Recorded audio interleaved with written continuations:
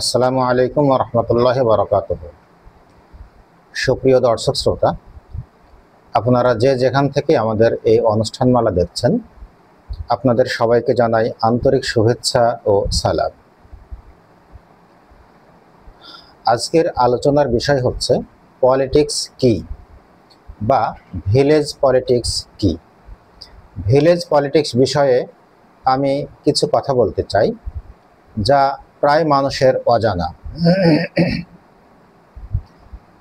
আমি আব্দুল খালেক, সম্পাদক জি খবর নিউজ পোর্টাল, পরিচালক SK computer training centre and IT, Godagari, Rajshahi, পরিচালক নুরানি কিন্ডারগার্টেন ও গোদাগাড়ি হাফিজিয়া মাদ্রাসা।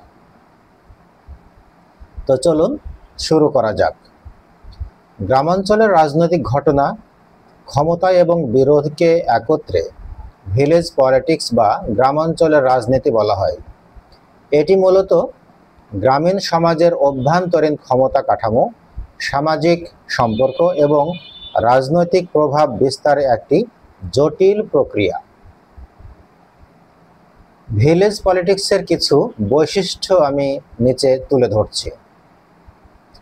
ক্ষমতা ও প্রভাব। ভিলেজ পলিটিক্স সাধারণত প্রভাবশালী ব্যক্তি, পরিবার বা গোষ্ঠীকে কেন্দ্র করে আবর্তিত হয়। এরা সাধারণত আর্থিক বা সামাজিকভাবে শক্তিশালী হয় এবং গ্রামের সিদ্ধান্ত গ্রহণ প্রক্রিয়ায় বড় ধরনের ভূমিকা পালন করে থাকে। গোষ্ঠীগত সংঘাত। গ্রামের বিভিন্ন গোষ্ঠীর মধ্যে জমি, পানি বা সম্পদের দখল নিয়ে প্রায় বিরোধ দেখা যায়। এসব বিরোধ রাজনৈতিক রূপ নিতে পারে এবং বিভিন্ন গোষ্ঠীর মধ্যে বিভেদ তৈরি করতে পারে। স্থানীয় নির্বাচন। স্থানীয় সরকারের বিভিন্ন পদে, যেমন ইউনিয়ন পরিষদের সদস্য বা চেয়ারম্যান পদে নির্বাচন অনুষ্ঠিত হয়। এই নির্বাচনগুলোতে ভিলেজ পলিটিক্স অত্যন্ত গুরুত্বপূর্ণ ভূমিকা পালন করে থাকে। এখানে প্রার্থীর ব্যক্তিগত প্রভাব, পারিবারিক মর্যাদা এবং গোষ্ঠীর সমর্থন জয় পরাজয় নির্ধারণ করা হয়। সামাজিক বিচার। অনেক গ্রামে আনুষ্ঠানিক বিচার ব্যবস্থার বাইরে পঞ্চায়েতের মাধ্যমে বিচার বা সালিশের ব্যবস্থা করা হয়।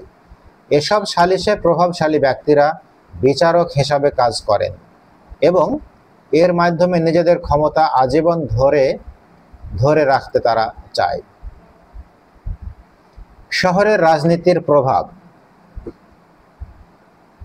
ভিলেজ পলিটিক্স শুধু গ্রামের মধ্যে সীমাবদ্ধ থাকে না, এটি প্রায়শই জাতীয় বা আন্তর্জাতিক বা আঞ্চলিক রাজনীতির সঙ্গেও যুক্ত থাকে।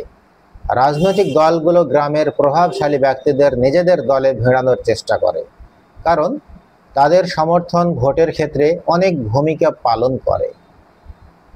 এক কথায় বলা যায়, ভিলেজ পলিটিক্স হলো গ্রামীণ সমাজের ক্ষমতা, সম্পর্ক এবং দ্বন্দ্বের একটি বাস্তব চিত্র, যা দৈনন্দিন জীবন থেকে শুরু করে স্থানীয় নির্বাচন পর্যন্ত সকল ক্ষেত্রে সব জায়গায় এর প্রভাব বিস্তার করে।